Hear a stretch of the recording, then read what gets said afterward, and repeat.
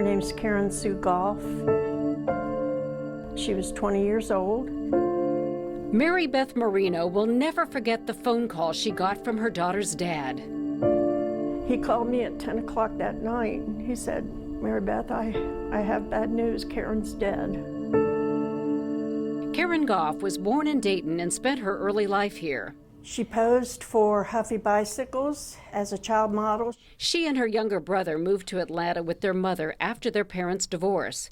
Karen was slow to develop and struggled all the way to high school. They put her in the band, but she couldn't play an instrument, but they were trying to make her feel like she belonged. Finally, her senior year, a psychologist diagnosed Karen with a learning disability. She graduated but felt ready for a change. This is when she moved back to Dayton. Karen's father owned a rental house on Carew Avenue in Kettering, and he let her live there alone. I wasn't real keen on that. I was nervous about it. Here, Karen spent time with friends and frequented the popular Bourbon Street nightclub where she loved to dance. She was very attractive. Of course, was attractive to the boys, and the boys were attracted to her.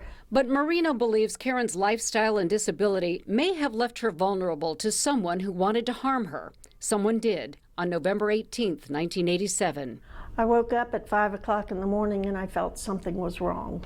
She called Karen's father, who was at work. He could not check on his daughter until later that day. And apparently he went over after work at 4 and went in and found Karen's body with the sheet over her head.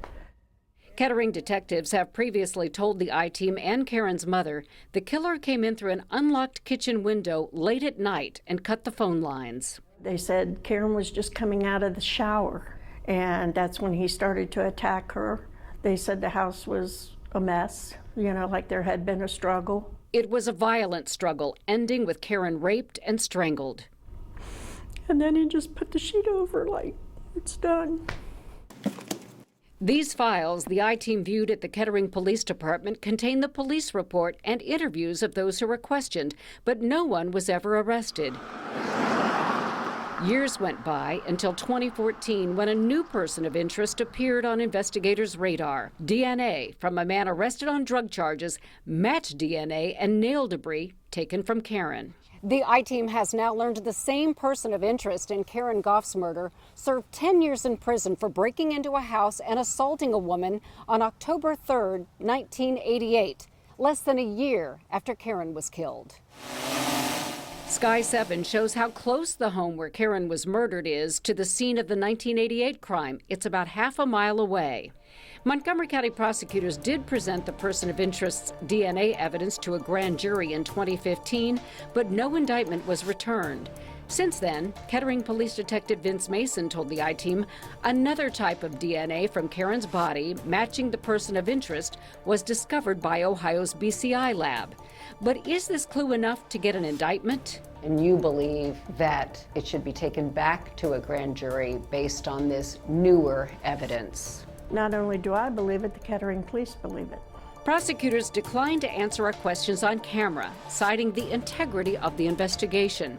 Chief Criminal Division Prosecutor Dan Brandt said in a written statement, details such as the locations which were tested for DNA, the persons from whom DNA standards were collected, and the results of that testing must remain confidential. Brandt also said, in December of 2020, this office, along with the Kettering Police Department, had a lengthy meeting with Ms. Marino and her son to address their concerns as to why the case was not being re-presented to the grand jury.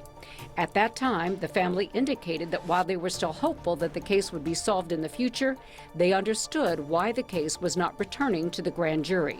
Detective Mason says he's met with the person of interest 3 times about Karen Goff's murder, and the man says he never met her, never knew her, never been to her house. Are you convinced that this man killed your daughter? To quote them, yes, 100%. The I-Team is not identifying the man because even though he's a convicted felon, he's not charged in this case. And when I visited his address to try to talk to him, no one answered the door. Now 75, Okay. Mary Beth Marino feels time is running out to get justice for her daughter. No matter what happens from it, like I said, justice will be made in its own way, and I have to believe that.